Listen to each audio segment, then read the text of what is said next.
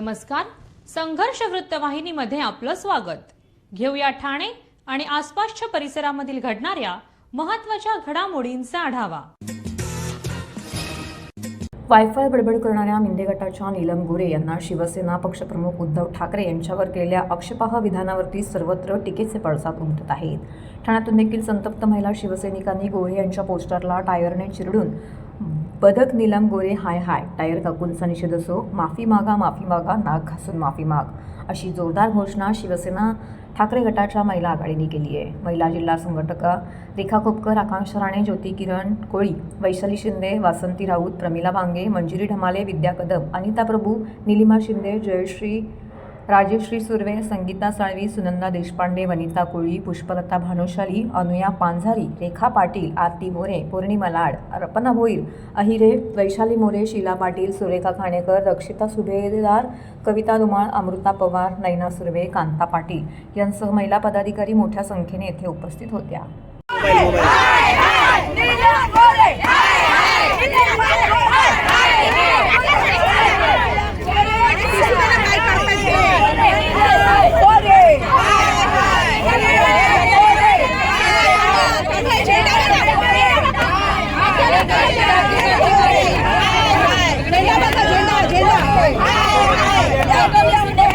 ज्या बाईंनी गेले अनेक वर्ष शिवसेनेमध्ये राहून जिचं कर्तृत्व नाही, वक्तृत्व नाही, जिच्याकडे गुणवत्ता नाहीये, अशा बाईला केवळ ती आपल्याकडे आली म्हणून त्यावेळी बाळासाहेबांनी आणि माननीय पक्षप्रमुख उद्धव साहेबांनी हिला आमदार, 4 वेळा आमदार, उपसभापती पद, नेतेपद, उपनेतेपद, ही सगळी पदं या बाईला दिली. सगळी पदं उपभोगून झाल्यावर ज्यावेळी शिवसेनेचा पडता काळ आता चालू झाला असं तिला वाटलं, तेव्हा ही बाई पक्षातून बाहेर गेली. तिने पक्षाशी गद्दारी केली आणि पक्षाशी गद्दारी करून सुद्धा केवळ न थांबता आमच्या पक्षप्रमुखांवर तिने ज्या पद्धतीने चिखलफेक केलेली आहे, यासाठी या बाईचा निषेध करण्यासाठी आज संपूर्ण ठाणे महिला आघाडी या ठिकाणी उपस्थित झालेली आहे आणि या बाईचा आम्ही या ठिकाणी निषेध करतो. एक तर त्या बाईनी जो आरोप केलेला आहे आमच्या पक्षप्रमुखांवर, एका पदासाठी 2-2 मर्सिडीज द्याव्या लागत होत्या. ज्यावेळी या बाईंनी 9 पदं भोगली, त्यावेळी या 9 पदांसाठी हिने किती मर्सिडीज दिल्या हे तिने सिद्ध करून दाखवावं, त्याच्या पावत्या दाखवाव्या. आणि हे जर तिच्याकडून सिद्ध होत नसेल तर आमच्या पक्षप्रमुखांची नाक घासून या बाईंनी माफी मागावी. आणि हे जर तिने केलं नाही तर संपूर्ण महिला आघाडी पुण्यामध्ये जाऊन तिच्या थोबडाला काळा फासू हे आमचं तिला सांगणं आहे.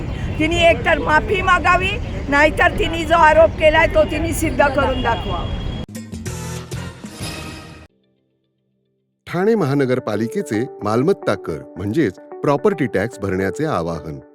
सन 2022-23 या आर्थिक वर्षाचे मालमत्ता कराचे म्हणजेच प्रॉपर्टी टॅक्सचे बिल ठाणेकर करदात्यांना महापालिकेमार्फत आर्थिक वर्षाच्या सुरुवातीस म्हणजेच माहे एप्रिल 2022 मध्ये देण्यात आलेले आहे. तथापि अद्यापही काही करदात्यांनी मालमत्ता कर महापालिकेकडे जमा केलेला नाही. सध्या आर्थिक वर्षाचा अंतिम टप्पा सुरू झाला आहे. मालमत्ता कर वसुलीसाठी महापालिकेतर्फे कडक कारवाई हाती घेण्यात आली आहे. या अंतर्गत जंगम मालमत्ता, टीव्ही, फ्रीज, वाहन व इतर जप्त करणे तसेच स्थावर मालमत्ता वॉरंट बजावून जप्त करण्यात येत असून मालमत्तेचा जाहीर विक्रीद्वारे लिलाव करून कराची रक्कम वसूल करण्यात येत आहे. मालमत्तेस पाणी पुरवठा करण्यात येणारे नळ संयोजन खंडित करण्यात येत आहेत. त्याचप्रमाणे थकीत मालमत्ता करावर 2% व्याज आकारले जात असल्याने भरावयाची रक्कम वाढत आहे.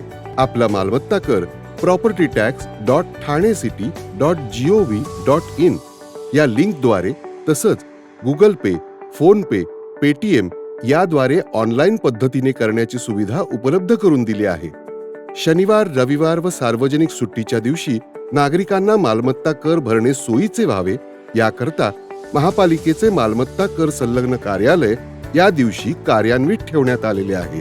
तरी मालमत्ता कर वसुलीची अप्रिय कारवाई टाळण्याच्या दृष्टिकोनातून मालमत्ता कर भरून महापालिकेस सहकार्य करावे. धन्यवाद.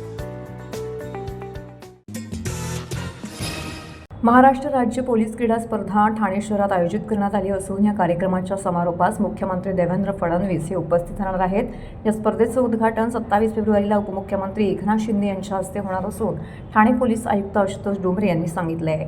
सोमवारी घेण्यात आलेल्या पत्रकार परिषदेमध्ये डोंबरे बोलत होते। या स्पर्धेमध्ये athletics, football, volleyball, handball, basketball, kho kho अशा विविध 18 क्रीडा स्पर्धांचं आयोजन ठाण्यामध्ये करण्यात आलं आहे। स्पर्धेमध्ये संपूर्ण महाराष्ट्र पोलीस विभागातील एकूण 13 संघ सहभागी झाले असून त्यामध्ये 2323 पुरुष व 606 महिला खेळाडू असे एकूण 2929 खेळाडूंनी भाग घेतला आहे। स्पर्धेसाठी आलेल्या सर्व खेळाडूंची घोडबंदर आणि MMRDAच्या क्वार्टर्स येथे राहण्याची आणि जेवणाची व्यवस्था करण्यात आली आहे। स्पर्धकांच्या स्पर्धेच्या ठिकाणी ने-आण करण्याकरिता वाहनांची देखील व्यवस्था करण्यात आली आहे। स्पर्धेचे सामने 22 फेब्रुवारीपासून सुरू झालेले आहेत। 1 मार्च शनिवारी या स्पर्धेचा समारोप होणार आहे। या समारोपास मुख्यमंत्री देवेंद्र फडणवीस यांच्यासह पोलीस महासंचालक रश्मी शुक्ला उपस्थित राहणार आहेत। तर या स्पर्धेचं उद्घाटन 27 फेब्रुवारीला उपमुख्यमंत्री एकनाथ शिंदे यांच्या हस्ते होणार आहे। बरेचसे आपल्याकडे नॅशनल इंटरनॅशनल खेळाडू आलेले आहेत। नक्की संख्या माझ्याकडे नाही आता, परंतु भारताच्या पोलीस गेम्समध्ये देखील महाराष्ट्राचा वाटा खूप मोठा असतो आणि बरेचसे खेळाडू महाराष्ट्राचे भारताच्या टीममध्ये देखील आहेत, पण मला नक्की संख्या आता सांगता येणार नाही। जास्तीत जास्त लोकांनी स्पर्धा ह्या पाहाव्यात, ऑनलाईन पाहाव्यात, ठाण्यामध्ये असल्यामुळे प्रत्यक्ष येऊन पाहाव्यात आणि जास्तीत जास्त संख्येने येऊन खेळाडूंना प्रोत्साहित पण करावं आणि स्पर्धांचा आनंद देखील घ्यावा। एक त्या ट्रॉफी असतात, त्यामुळे काही कॅश प्राईज वगैरे असं नसतं, परंतु अत्यंत आमच्याकडे दृष्टीने सन्मानाच्या असतात। अशा अनेक वर्षांपासून चालत्या ट्रॉफीज आहेत, त्या ट्रॉफीजमुळे आपण त्यांना देत असतो। बेस्ट ॲथलीट आणि बेस्ट म्हणजे सर्वोत्कृष्ट ॲथलीट पुरुष आणि सर्वोत्कृष्ट ॲथलीट महिला 2 वेगळ्या ट्रॉफीज पण असतात सर्वोत्कृष्ट खेळाडूच्या, त्या आलेल्या असतात। त्यात कॅश किंवा यापेक्षा सुद्धा मान आणि सन्मान हा भाग फार मोठा असतो। गॅलरी आपण बांधलेल्या आहेत, मंडप टाकलेले आहेत, गॅलरीज आहेत, पिण्याच्या पाण्याची व्यवस्था आहे, सबसिडाईज रेटमध्ये फ्रूट ज्यूसपासून ते अगदी अल्पोपहाराची व्यवस्था आहे, चहा पाण्याची व्यवस्था आहे। बसेसची वगैरे आपण व्यवस्था नाही की खेळाडूंसाठी आपण केलेली आहे, जनतेसाठी केलेली नाही, परंतु बसेसची व्यवस्था खेळाडूंसाठी आहे। पिण्याचं पाणी मोठ्या प्रमाणामध्ये आहे आणि प्रसाधनगृह वगैरे पुरेशा प्रमाणामध्ये प्रत्येक ठिकाणी आपण उपलब्ध केलेली आहे। त्यांना विनंती करू आपण, त्याप्रमाणे त्यांना विनंती करू आणि जर शक्य असेल तर आपण नक्की करू। कारण सध्या जर आपण पाहिलं तर खूप लोक स्वतःच्या वाहनांनी येत आहेत आणि स्पर्धामध्ये तशी येत आहेत, पाहायला खूप लोक येत आहेत, पण ही संख्या अजून वाढली पाहिजे। विशेषतः ठाण्यामध्ये कबड्डी, व्हॉलीबॉल हे खूप लोकप्रिय खेळ आहेत, खो खो परंपरा आहे, ठाण्याची परंपरा पण आहे, राष्ट्रीय आंतरराष्ट्रीय खेळाडूंची परंपरा आहे। या स्पर्धांना खूप मोठ्या प्रमाणात प्रतिसाद मिळतो। मला आता नावं सांगता येणार नाहीत, परंतु आहेत नॅशनल लेवलला खेळलेले, इंटरनॅशनलला गेलेले पण खेळाडू आहेत, पण मला नक्की संख्या आणि नावं माझ्याकडे आता नाही आहेत। शिवसेना सातारा जिल्हा संपर्क प्रमुख व विभाग प्रमुख शरद कनसे यांचा वाढदिवस अभिष्टचिंतन सोहळा श्रीशा प्रतिष्ठानच्या वतीने अध्यक्ष निखिल कनसे यांच्या पुढाकाराने मोठ्या प्रभागात मोठ्या उत्साहाने साजरा करण्यात आला। हा सोहळा आनंदात व उत्साहात पार पडला।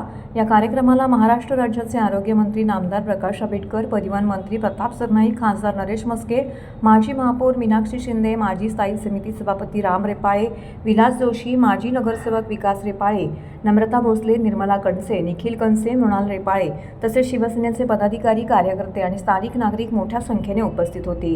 यावेळी विविध क्षेत्रात गुणसंपन्न नागरिकांचा व ज्येष्ठ नागरिकांचा यावेळी उपस्थित मान्यवरांच्या पदाधिकाऱ्यांच्या हस्ते सन्मान करण्यात आला।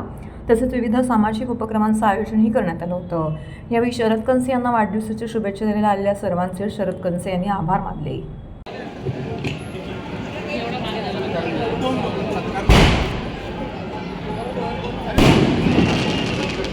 आला आता कळला आपल्याला। हो या ना मॅडम।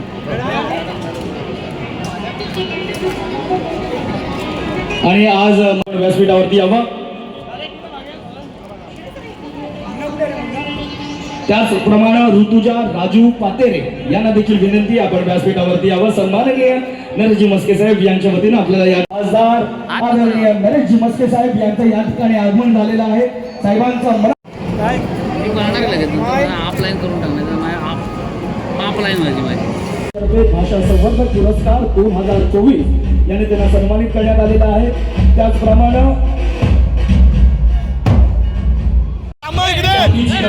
आणि हा कंदी पिढ्याचा हार या ठिकाणी भोसले साहेब आणि मी विनंती करतो वैदी साहेबांना की आपण आज या ठिकाणी उपस्थित आहे यांचा सत्कार आणि सन्मान होत आहे. धर्मराज्य पक्ष प्रणित धर्मराज्य कामगार कर्मचारी महासंघ या युनियनचा सदस्य असलेले मुंबईतील एक नंबर पहिला आहे. वाढदिवस आपण आपल्या जनसंपर्क कार्यालयाजवळ या ठिकाणी होणार आहे. वाढदिवसाच्या शुभेच्छा. आपण भाषा संवर्धन पुरस्कार 2024 याने त्यांना सन्मानित करण्यात आलेला आहे. त्याचप्रमाणे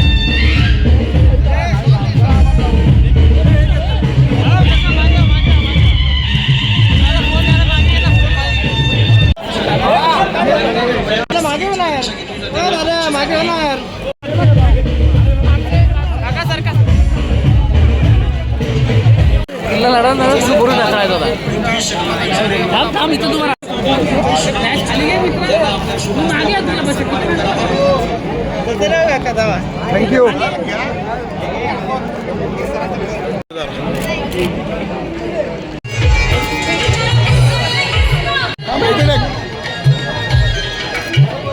जाता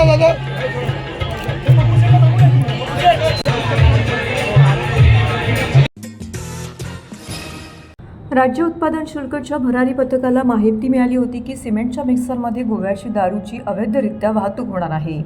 त्याप्रमाणे राज्य उत्पादन शुल्कच्या भरारी पथक क्रमांक 1 चे निरीक्षक MP धनशेट्टी, दुय्यम निरीक्षक NR Mahale, SR Misal, BG Thorat, सहाय्यक दुय्यम निरीक्षक RB खेमनर, जवान RS Patil, PA Mahajan, PS Nagare, महिला जवान SS यादव यांनी मिळून CBD आशयर कंपनीचा 10 चाकी सिमेंट मिक्सर संशयितरित्या बाजूला घेतला. त्याची तपासणी केली असता वाहनाच्या आतील बाजूस असलेल्या सिमेंटचे झाकण उघडून आतमध्ये तपासणी केली असता आतमध्ये भारतीय बनावटीचे विदेशी मद्य जे बॉक्स दिसून आले.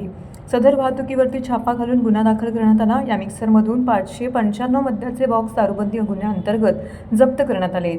तर आयशर कंपनीचा सिमेंट मिक्सर सुद्धा जप्त करण्यात आला. या सर्वांची एकूण किंमत 66,49,175 रुपये असून आरोपीचं नाव मोहन शंकरजी जोशी, वाहन चालक यास अटक केलेली आहे. ही कारवाई आयुक्त राज्य उत्पादन शुल्क डॉक्टर राजेश देशमुख, सहआयुक्त अंमलबजावणी दक्षता प्रसाद सुर्वे, विभागीय उपायुक्त प्रदीप पवार, राज्य उत्पादन शुल्क अधीक्षक ठाणे प्रवीण तांबे, उपअधीक्षक पोकळे यांच्या मार्गदर्शनाखाली करण्यात आली. 4 बॉक्स आहे, बाकी पलटी करायची गाडी पलटी करतो. गोल फिरवलं ना ते बाटल्या सगळ्यात खाली 4 बॉक्स आहेत, बाकी लूजलंय गोरीत भरून निघत नाही. समज हे उभा राहा. थोडं असं करायला पाहिजे. ये ना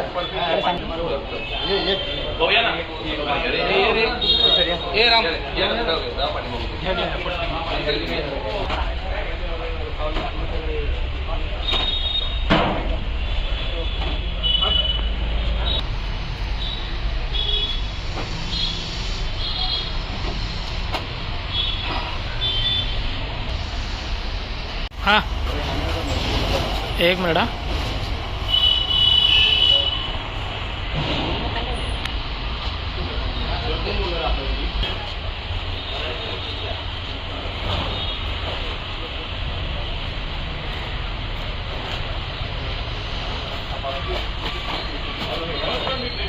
राज्य उत्पादन शुल्क विभागाच्या ठाणे विभागाच्या भरारी पथकाला एक गुप्त माहितीद्वारे अशा एका ट्रकमधून सिमेंट मिक्सरच्या ट्रकमधून अशी मद्याची वाहतूक होणार असल्याची गुप्त माहिती कळाली होती.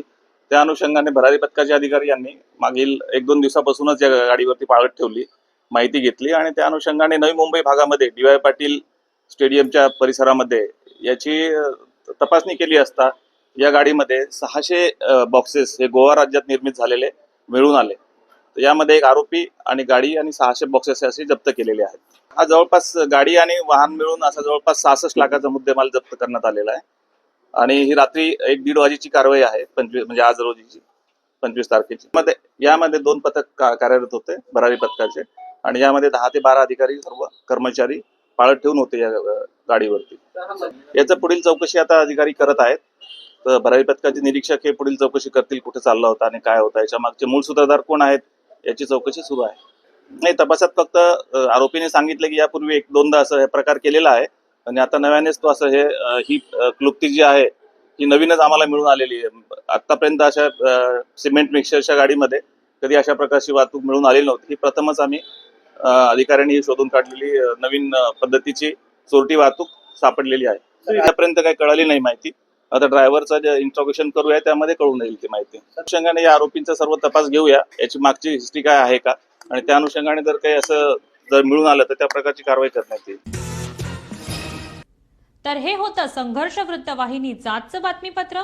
उद्या पुन्हा भेटू याच वेळी याच ठिकाणी ताज्या घडामोडींसह. तोपर्यंत नमस्कार.